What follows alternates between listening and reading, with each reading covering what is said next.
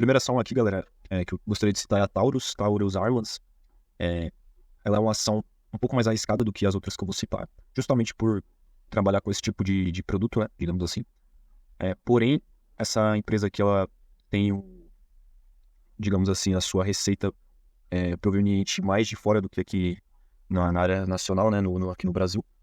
E principalmente eu coloquei ela entre as 4 aqui porque ela tem alguns projetos bem interessantes sendo desenvolvidos aqui na Índia, né, no caso, essas construções dessas fábricas aqui na Índia, projeto de 2022, porém acabou atrasando um pouquinho, né, por causa de alguns problemas da pandemia, mas ela está trabalhando nessa produção aqui dessa fábrica, justamente na Índia, que todo mundo conhece, que é um mercado absurdamente gigantesco, também em outros países aqui árabes, né, no caso, acho que se eu não me engano, a Arábia Saudita.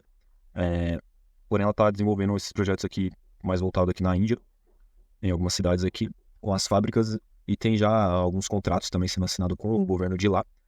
E é possível tirar algumas conclusões, né, tanto do tamanho desse negócio que ela anda fazendo, proporcionalmente, né, ao tamanho do país, onde vai ter uma demanda extremamente grande nos próximos anos.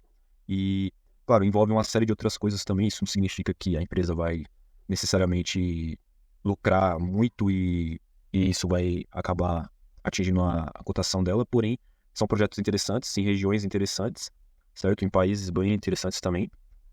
Receita em dólar, né, no caso.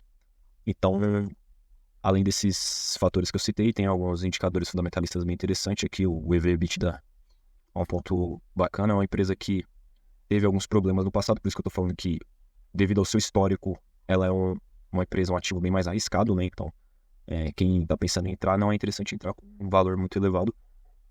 Ela teve sérios problemas aqui de 2017 para trás, né? E aí foi trocado, foi substituído, né, a governança aqui da empresa, e de lá para cá ela começou a ter uma recuperação muito boa e é um ativo bem promissor aí para os próximos anos, né? Essas quatro ações aqui que eu vou citar, eu me refiro ao longo prazo, no médio e longo prazo, né, na verdade. Pode dar uma bela oscilada aí, tanto para cima ou para baixo no curto prazo, mas eu, na minha opinião, particularmente vejo como boas alternativas que podem crescer bastante aí. Tanto que dos últimos meses a Tauro já vem com um crescimento interessante. A outra empresa que eu queria citar é a Vale que está na empresa gigantesca, se não me engano, a segunda maior da bolsa, que eu já citei em outros vídeos também. Tem vários indicadores fundamentalistas bem interessantes, porém, está no ciclo, a Vale ela se encontra, né, no ciclo de commodities, que a demanda da China aqui, pelo seu tamanho, né, é um país que influencia demais na empresa, e a demanda da China não está tão alta, né, tá no ciclo de commodity aqui está meio baixo no momento, e isso acaba influenciando aqui na cotação da empresa. Porém, quando se inverter, né, quando a China, digamos assim, entrar com uma força maior, voltar a consumir, a comprar minério de ferro aqui no caso da empresa, e outros países também, tende a elevar, e por isso que eu coloquei aqui na lista como uma empresa que pode, nos próximos meses aí, ou nos próximos anos, né, ter uma valorização bem interessante aqui. E também teve uma bela queda, né, nos últimos meses.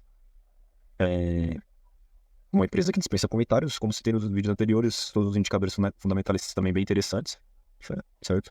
E é uma empresa que tem que viver esse ciclo, né? Então, quando a commodity não tem muita demanda, está em baixa, ela tende a cair o preço, mas agora eu vejo com essa tendência de alta aqui. Outra empresa é a Irani, que é semelhante à Klabin, né, de papel e embalagem, porém ela está nesse setor que é bem interessante, que também não está muito em alta, né? Tende a dar uma subida em breve, porém ela tem um espaço para crescer muito interessante, que eu vou pegar aqui desse setor, as 3 principais empresas, no caso a Suzano e a Klabin. Ela é bem menor, né? Tem um valor de mercado aqui, como vocês podem ver, de 3 bilhões, comparado com a Suzano, 70 bilhões, e a Klabin aqui 26 bilhões, né? Então, é uma empresa bem pequenininha, porém uma excelente empresa e que tem muito espaço para crescer nesse setor, né? Comparando aqui com as suas concorrentes, que já atingiram um nível interessante já, né, de impacto aqui no setor. E a Irani tem esse espaço para crescer.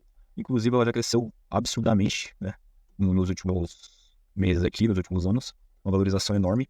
Porém, ainda tem muito espaço para ela crescer. Então, a tendência aqui, pelos indicadores, por ser uma empresa excelente e estar num setor que, digamos assim, não está tão em alta, né, o papel e celulose, acredito que poderia estar num momento melhor.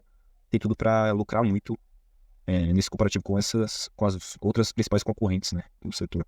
E por último aqui o banco ABC, que é um banco com indicadores excelentes, inclusive vou até destacar aqui a, no quesito aqui da receita líquida e do lucro, né?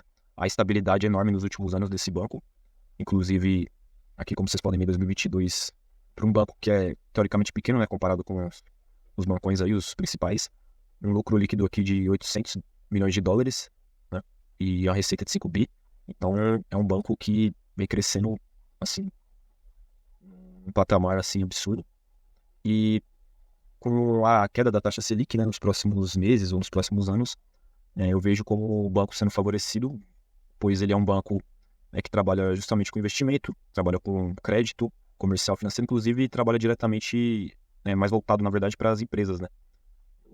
Essa questão do crédito aqui e tal é mais voltado para as empresas e não para a pessoa física.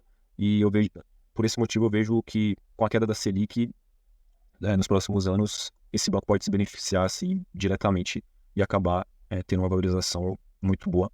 Inclusive aqui o PVP está mostrando que está com um descontinho legal. Então essas são 4 ações. Lógico, isso daqui, galera, não é uma recomendação de investimento, né?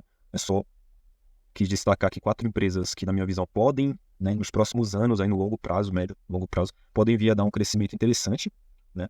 E aí são 4 empresas para vocês estarem estudando, dar uma olhada, ver se faz sentido, né, vocês estarem colocando na carteira de vocês, se faz parte do plano de vocês, né? E aí, aqui, como eu sempre recomendo, né, vocês podem estar usando aqui o Investidor 10, tem outros sites também, como o Status Invest e tal. Vocês podem estar utilizando para justamente fazer aqui a análise de vocês, verificar os indicadores fundamentalistas e tá fazendo aí o estudo, né?